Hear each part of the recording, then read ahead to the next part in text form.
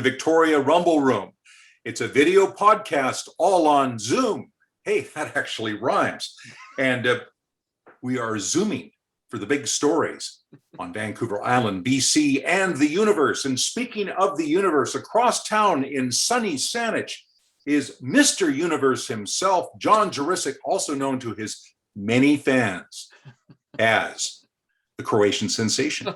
Wow, Robin, that's fantastic. There's so many more names that I'm being called, and I'm really very respectful and appreciative of that.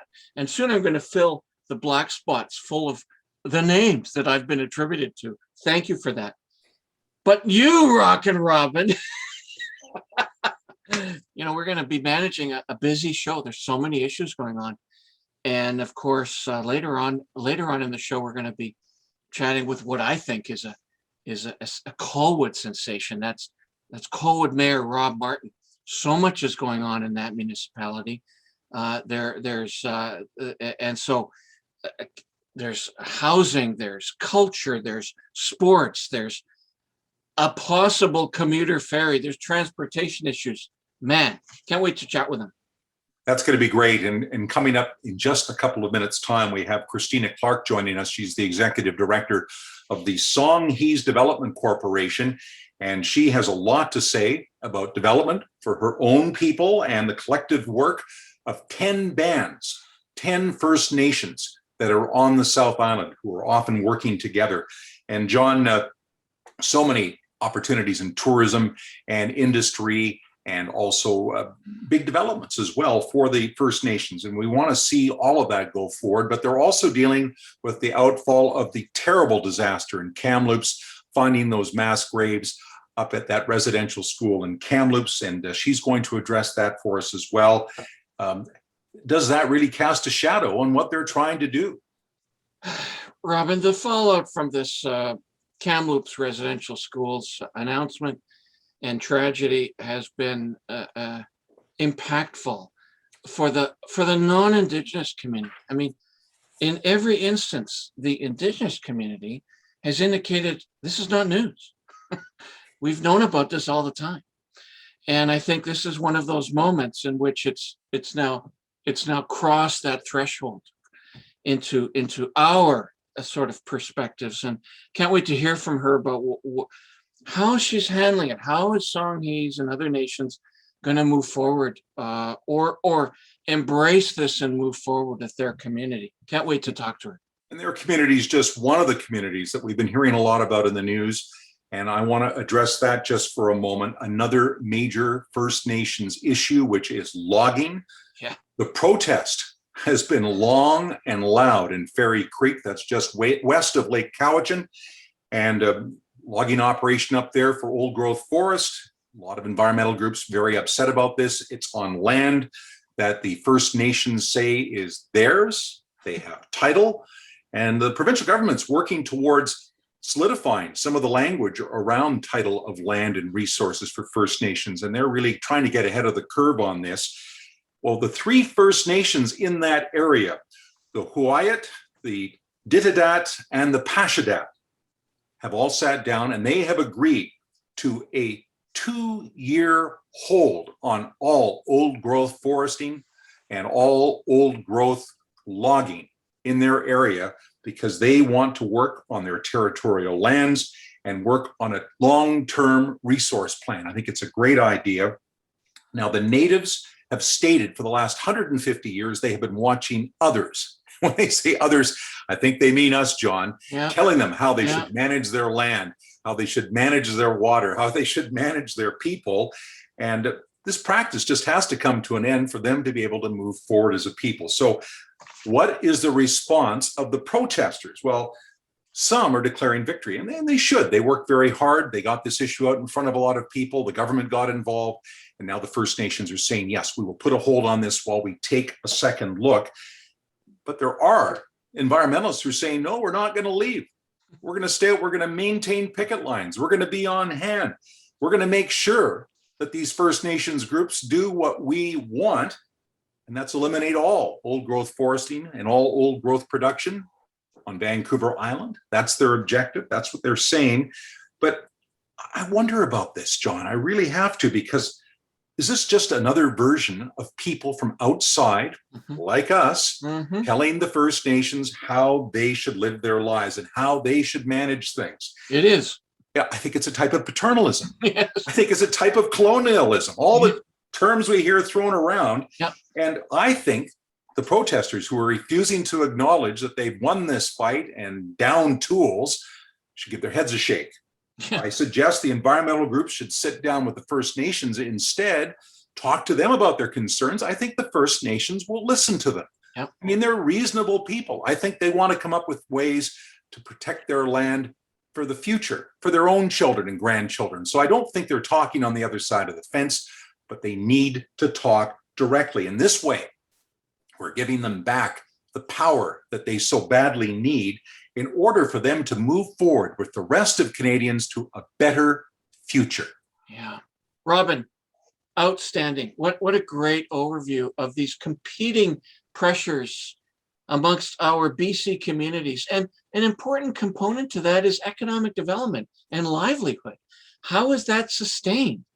And, we are great examples of that on Lower Vancouver Island. And specifically with the leadership of Christina Clarke from Songhees Nations. Christina has worked for Songhees for 26 years, formerly their director, now currently the executive director of the Songhees Nation Development Corporation, a member of the South Island Prosperity Project, and a board member with the Greater Victoria Chamber of Commerce. Wow, a lot of hats. So love to hear about her plans, their plans, the community's plans for Songhees business and development, and answers to this challenging question. How do we make a livelihood and a living from all of these competing community interests? Well, good morning, Christina, Clarke, and so great to see you. It's an honor to have you on our show this morning. And you and I have chatted now for several years. We met at a momentous industry gathering at the Wellness Center, maybe 2-3 years ago, talking about how we can improve industrial and employment relations between our regional First Nations communities and the industry group on the peninsula and in Greater Victoria. So you and I have been sort of hanging out, and on the last year, all online. It's so weird. One day we're going to meet again and not know how to do this. But before I begin, tell me about that beautiful picture behind you. This is a picture of the Songhees Wellness Center. And Tom Spetter, who is an Indigenous graphic artist and a tenant of the Songhees Innovation Center, this was commissioned by him from Animikie. And Animiki's logo, the Thunderbird, is shown there. And there's also a field of camas put in front of the building. So it's quite beautifully done. Oh, it's gorgeous. There too, I see. Yeah, it's really beautiful. Now, you are very linked in with the business community in a wider way as well, because you're a director with the Greater Victoria Chamber of Commerce, which is how we first met. And John and I are both very interested in the chamber because we were both on the board ourselves and past chairs. So there's a linkage that way. And that must be very useful and helpful to have those connections as you move forward, because you're maneuvering through a lot of things in the business world. And it's good information for you on how the Songhees can fit into the mainstream of business moving forward in Greater Victoria. Yes, we at the chamber we talk about, people say business leaders. We'll turn to the chamber because of business leaders, and Catherine Holt and I used to say it's actually community leaders that are business people. So it's members of the community. And when you talk about the business world, right? It's an entire ecosystem. It's how you meet people you start doing business with people that you meet, you form collaborations, they become your customers, you become their customers, those relationships become friendships, and it's how you go out into the world and make your living. It's very closely tied to who you are and how you engage with the world. So if Indigenous business people or First Nation communities are not engaged with chamber work and are not don't know that people in that ecosystem, then they are peripheral to the economy.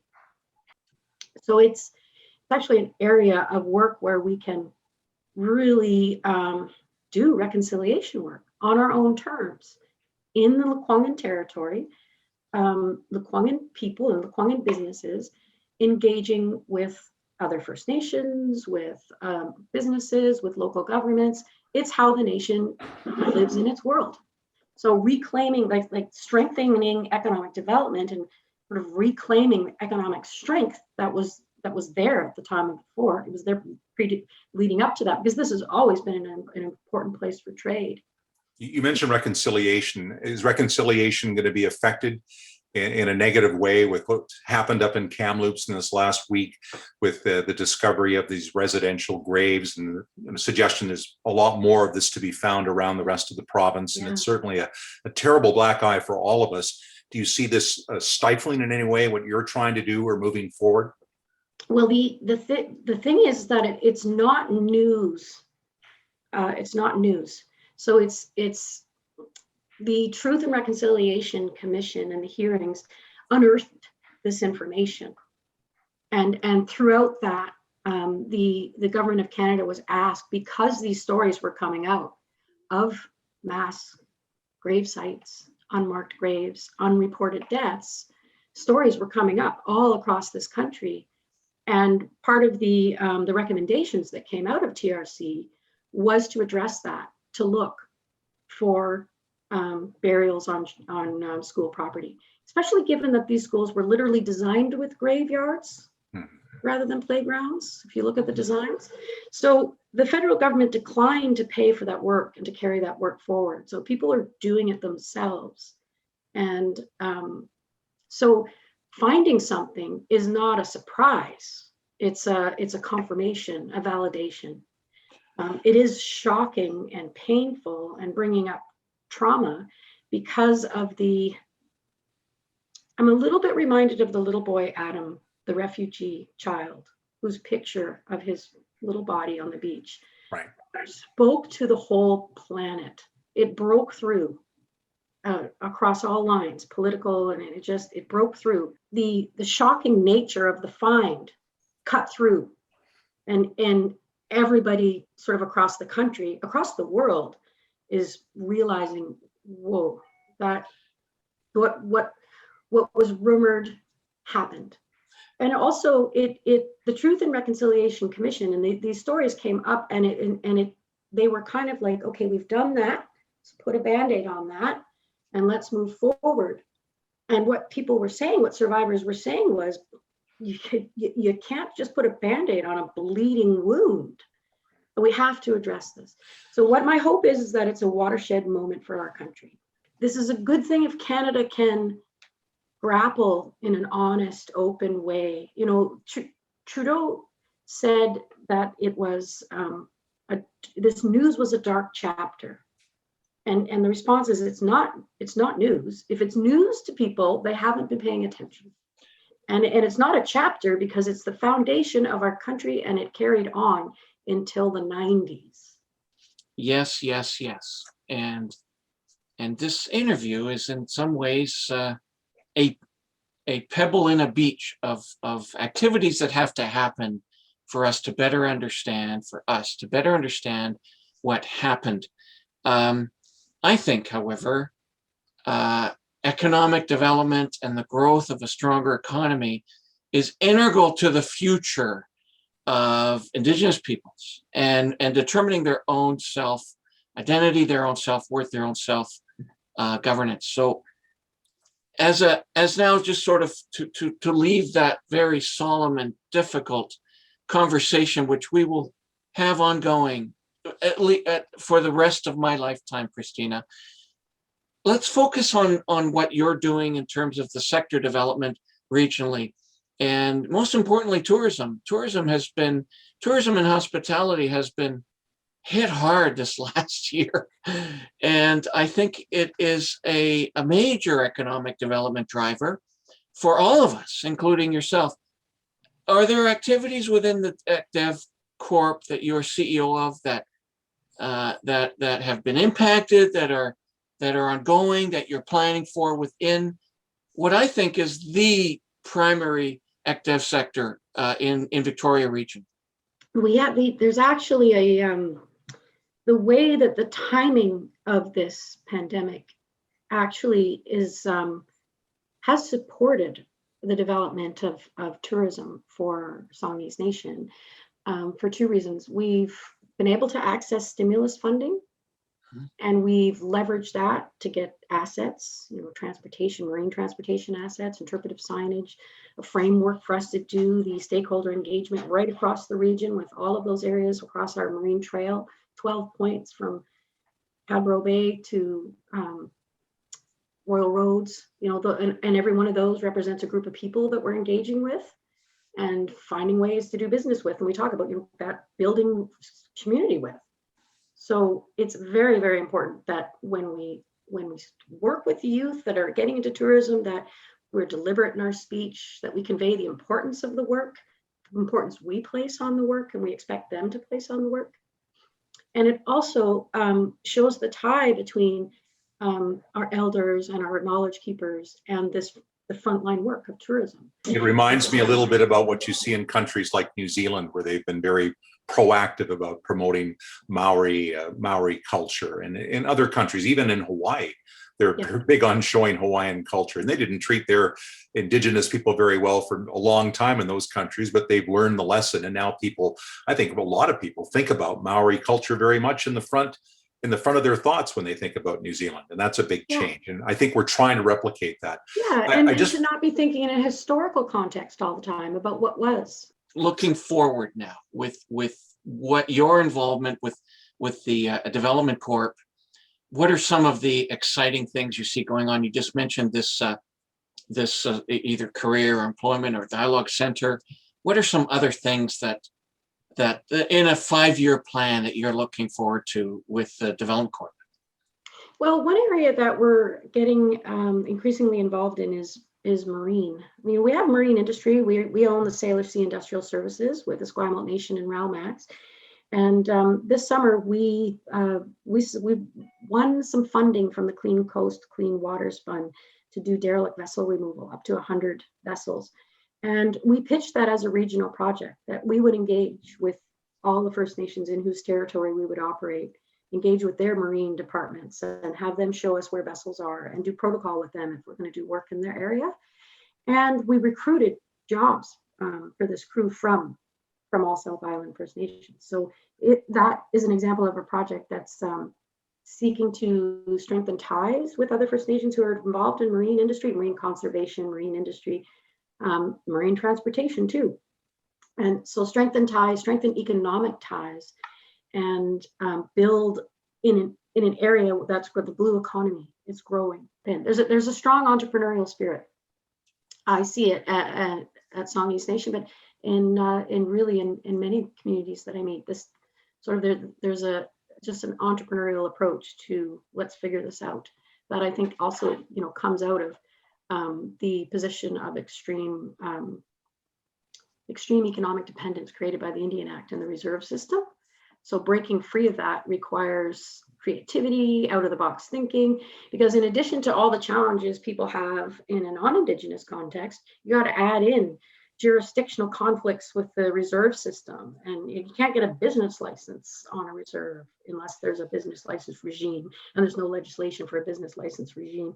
Like, we're building all of this nation building from the ground up, and you're also trying to, at the same time, you're building a nation and the business governance and the financial governance and all of the pieces to make that a healthy, thriving organization. You're trying to be on equal footing as you engage with business or even with government on negotiations and stuff. So it's amazing how far you can go on just that entrepreneurial spirit and passion and wanting to do the right thing and do good things. And then we see the fruits of that starting to pay off. So tons of exciting things happening with the Songhees, and boy, we're going to sit back and really keep our eyes peeled for things that Christina Clarke and her team are pulling together. And, John, one of the things that she did tell us offline was that there's interest in the Maritime Museum, and the Songhees are looking for some property in the Inner Harbor. Wouldn't that be a great marriage when you consider that our very first mariners on the West Coast were those wonderful long boats and the communities that used to use that for transportation all up and down Vancouver Island and the coast of British Columbia, all the way from Alaska to California. So there's huge legacy there. Exciting to see what happens in the future. And speaking of the future, how about a ferry? A ferry from that area called Royal Bay in Colwood all the way to downtown Victoria. That's just one thing that's being talked about by our upcoming guest. Robin, I was involved with economic development activity in Langford years ago with Stu Young, and witnessed and observed and participated in the enormous growth that was going on out there. And Colwood has taken that place. It's now one of the fastest growing areas in BC, and that Royal Bay development, actually my daughter lives out there. I'm out there a lot. It's just like, whew, it's exploding. I can't believe it. And we're so excited to talk to the mayor of Colwood, Rob Martin, whom I've chatted with quite a few times over the last 18 months, especially about COVID. And he's joining us today to talk about the future of the West Shore and Colwood in particular. He was first elected to council in 2011. I first met him at a event in which he was a speaker. He talked about transportation, the transportation challenges on the West Shore. I immediately related to him and said, I got to hear about that, because growth is going to translate into infrastructure challenges, one of them being transportation. He's performed and executed an amazing leadership role. He's a very humble man, and big projects are underway, including many value-added benefits, from skateboard parks to waterfront attractions, who knows, Maritime Museum. Anyway, let's zoom in. Rob Martin. So, welcome, Mr. Mayor. So nice to have you on the program, and welcome to the Rumble Room.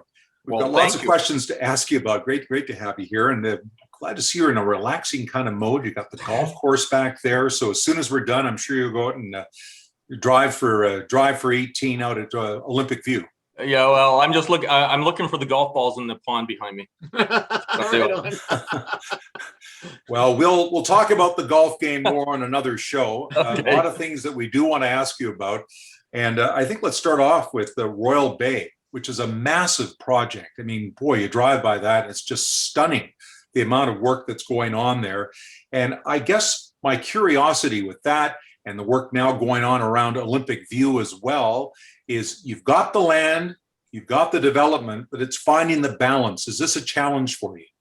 Oh, absolutely. Yeah. So really, just so everybody listening understands, we have two major developers. So we have Royal Beach, which is the ocean side of the land, and that's about, I think it's about 160 acres. And that Royal Beach is owned by Seacliff. And then on the land side, or on the chosen side, there's another 250 acres, I believe, and that is owned by Gablecraft. And so Gablecraft has been building out to this point. So right now, where we're at is we're about 500 homes that have got built in that. We're expecting about 6,000 doors in total when everything is said and done.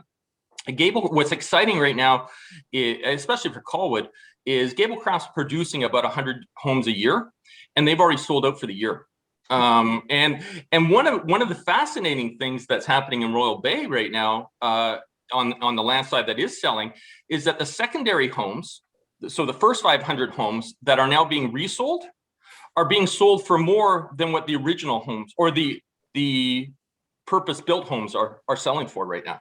So even when you're getting into the market, you're able to flip it almost immediately and get more for it. So on the other hand, it makes it harder for people to afford to live there. Very much so. And that's one of the struggles we've had. And it's an interesting dynamic. I'm glad you brought that up, because there's a real stress even between the neighborhood. Royal Bay, initially, there's the upper area of Royal Bay, which are very large. They're large lot homes, quite large in a square footage as well. And then on the lower side, we've really focused on small lot to try and create that affordability. Mm-hmm. And there's been that real stress because, the big lot people are saying, well, no, we would like the community to be completely big lot, because that's kind of what the neighborhood that they envisioned. Mm-hmm. And then, when we're looking at the people who are landing in Royal Bay right now, you're still talking 800-900 $100,000 to $1 million to get it. So, you're a young family, 35, 40 years old with a couple kids. You're trying to cut costs wherever you can. And I think that's part of our goal around affordability is looking at and seeing how successful we can be with small lot. So, Mayor, you and I have chatted now for a year and a half since that fateful day that I heard you talk about transportation, and I reached out. We're going to talk about that later. And of course, lots of houses being built on the West Shore, not just in Colwood, in Langford, now increasingly the Sookway. But you and your council have really focused on other things than just the housing, amenities, other cultural attractions, other pieces of a lifestyle that make it attractive to live and make it more amenable to living in expensive houses. Talk about that sort of, how did that come about? Why? Yeah. Where did that planning come from that maybe some other communities don't do? Well, thank you, and I appreciate you asking that question too. It's interesting when we look at vision and we try to understand who and what our community is. One of the things that we continually hear back, and even from a research standpoint, we gather research on where our community values lie, and our community values have come back really strong, focusing on family, and so that when you understand that you're building a community focused on family, you really start focusing on all those resources and values that families have. And I'll talk about one thing, for example, in Royal Bay. One of the things I'm really proud about in the vision that previous councils had, even before this time, was that we built a linear park, which is called Meadow Park, that goes through the entire development. I've walked through it. My daughter lives out there. Yeah, and there is something about having a park that's linear, that runs through the entire community, that everybody who lives in it can join into that park and at some point have access to socialize with each other. Mm-hmm. One of the newest parks that we just opened within Royal Bay, at the end of Meadow Park, is this huge playground, and it's got a couple zip lines that kids are playing on. But one of the other exciting things is that we built an entire soccer field in this park that's just there for whatever people want to do. Like, so that we didn't program it, so that there aren't posts, there aren't anything else. People want to come in and have a picnic, they can do that. And so that we're looking at over 50 acres of parkland just on the water side, and really focusing and making sure, part of this has been COVID driven as well, because we all start recognizing how important our home is and how much our neighborhood is important, and really beginning to build those resources out that support those families in your actual neighborhood, so you don't actually have to get in a car and drive somewhere else, is huge. Now, you're also building and concentrating on amenities down on the waterfront, restaurants, places people can go. So it's not just a bedroom community. It's not just a community where people are continually driving back and forth to downtown Victoria. You want people to come out to Colwood and use the amenities on the waterfront in Colwood. So you're trying to make it an all-purpose community. Yes, absolutely. And this is one of the things that I feel, again, I always say I feel really lucky because I landed in a position and in a place at exactly the right time. When we're building out Royal Bay right now, we're not building for infill. We're building for lifestyle. And so, we end up making that, we made a conscious decision that we were going to focus on active transportation. How can we allow people to live in that community and never get in their car? And the way you could do that is that you provide exactly what you talked about, Robin. You provide the restaurants and you provide those amenities, but you also provide the day-to-day. So right now in 2022, we're expecting over 300,000 square feet of commercial is going to be built in 2022. So it will be opening. The first big announcement was 30,000 square feet quality food supermarket that's going to land in there. We've got a liquor store that's going to be in Latoria. We're looking at about a 10,000 square foot daycare. Is that we're looking at building a 4-meter wide pathway that will be right on the water, that will go from Royal Bay all the way to Esquimalt Lagoon Bridge, which will be 4 kilometers of pathway. And what we're hoping to do is have that as a hard fix, so that it'll be multimodal. You'll be able to have wheelchairs on it, bicycles, pedestrians, all of those things. and that we're making sure, and we as a city have made the decision that the waterfront belongs to everybody. So Rob, I get so excited talking to you and see so many positive things, but let's talk about some of the tough issues. Sure. Some of the consequences of all this stuff, which is where you and I first met, transportation. And just talk about some of the planning that you've done, some of the developments around how do those thousands of people get in and out of these places? Yeah. And is a ferry going to really happen? Okay, well, those are all great questions. So first of all, let me say this. One of the things that we're doing short term, really short term, that we're very positive on is the relationship that we have with BC Transit and building out the rapid bus and the rapid bus transit lanes. Right now, in the next year or two, we're going to be working on priority signaling throughout Colwood for our buses, so that they'll be able to move quicker, especially down Souk Road and that. We expect that there'll be a long-term expansion of the road so that we'll actually have the priority lanes as well for those buses. So, we are focused on how are we moving people in and out. The ferry itself is a really exciting time for us. In April, I was fortunate enough to get the Transportation Committee to prioritize the feasibility study and to say to the province, we think that this should be done now. It then went to the board May 14th, and on May 14th, it passed unanimously. So all directors in all regions expressed that they wanted the feasibility study done now. For other reasons, one of the things is this doesn't mean that the ferry happens. What it means is we find out if it's possible or not. Like we actually. So that's the point I'd want to make, Mr. Mayor. I mean, it's great. I mean, the feasibility study is great. First of all, I heard that the Premier wasn't exactly jumping around and blowing balloons about it. Second thing is, although the West Shore is exploding in population, the question is, will people actually ride on it enough to justify the expense of it? They've just spent all that money on that new bypass that goes through Admirals that really frees up the highway. Are people on the West Shore at this point really going to use the ferry enough that justifies the expense? And I think that's a big question, isn't it? Yeah, it is. And I would love to give you an answer to it. and the answer is, yeah, I sincerely. So we had a pre-feasibility study done. The pre-feasibility study, when the pre-feasibility study came out, and that was a $250,000 study that was funded between BC Ferries and the developers of Royal Bay. When it came out, the feasibility study basically created a gold, silver, and bronze standard.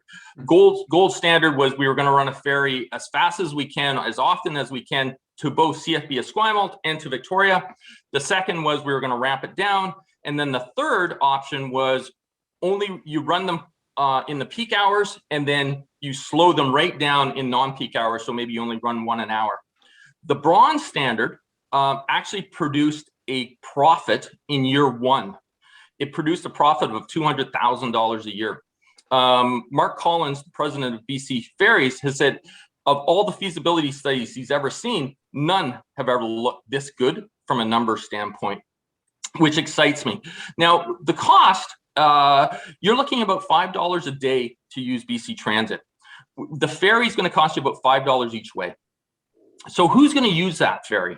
I'm going to tell you who's going to. Well, in my opinion, I believe this is the market that we're going to be capturing. Number one, if you're driving downtown and you're parking, you're paying $15 a day to park. So you're saving $5 right there a day. Also, one of the worries has always been, if you build a ferry, is it just going to cannibalize the ridership of BC Transit? And I don't think it will, because I think what we're doing is we're trying to expand our mode shift. We're not trying to capture it somewhere else. And it is a different rider who will get on a ferry, who wants one stop straight from Colwood right to downtown. You can bring your bike with you, because the passenger ferry is 300 people plus 300 bicycles can be carried at any one time. You can have your bike. You can do that last mile. in downtown Victoria, you work for the day, you land back at the inner harbor, you get back on that boat. It can be a 10 to 20 minute ride, depending on what it is. And then you're back in the West Shore. Does a lot of check marks for us and really creates that personality of who and what we are. Because, it's one of the things that we continue to work on is Colwood. Langford has done such a fabulous job of positioning themselves of who and what they are.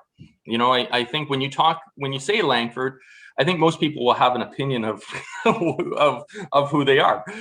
With Colwood, it's a little fuzzier. And, I would say to most people, Colwood is about parks. Colwood is about nature. Colwood is about family. And we need to continue to reinforce those messages, and these projects that we work on hopefully build on that message. Great to have Mayor Rob Martin with us. Colwood certainly seems to be on the way to some very exciting development, and it's being managed in a very good way. So that's good to see, because that's where the growth is now in Greater Victoria, and we have to be very careful how it's done. Yeah, you bet, Robin. The West Shore has just been growing for years, and exploding, and so much activities going on out there. But we still have to be really respectful and understand what's going on in Victoria with maybe the region's largest business, that being tourism and hospitality. What is going on with that industry? We are lucky to be talking next week to the chair of Destinations Victoria, Paul Nursey. We'll talk about the recovery of our restaurants, our hotels. Many of our hotels, they're operating at what, 10, 20%? How do you run a business that way? It's not sustainable. How do we keep the doors open this summer? Can't wait to talk to him. Of course, one of the ways to keep the doors open is for locals to go down and support those businesses, at least the restaurants as much as they can, or go down and stay in a hotel for a weekend and have a bit of fun downtown. But I mean, it's so important that we get down as a community to support these businesses to the degree we can through the summer months. Yeah. And if you're looking for something exciting to do, John, now you can go on a ghost tour. There's a ghost tour available this summer. You can go down and you can see the buildings and you can hear about the ghosts. And maybe some of the ghosts are, our viewing audience. I don't know. No, that's not true. There's millions of people watching. You never know, Robin. We'll take it however we can. Millions of people and hundreds of millions of ghosts. But anyway, we're going to have Ian Gibbs come on the program, who leads these ghost tours, talks about some of the places they visit on Government Street. And there's ghosts all over Victoria, apparently, and Fairfield and Rockland and down in James Bay. If you want to see a ghost, Victoria's full of them. So lots to talk about there. Well, you're right. I mean, we talk about how we'd like everyone to promote our show. We'd like them to like our Facebook page, which is at victoriarumbleroom.com. And we want them to promote our Twitter page and our YouTube site. We need to get some of these ghosts to help us to break into double digits viewership. Anyway, we have a YouTube site that compiles all of these videos, so you can go and check out what have been really popular shows over the past couple of months. And of course, consistent with all of that is certainly not a ghost, because I still remain to this day the great Croatian sensation, John Juricic. And again, I am Robin Adair, and rock on.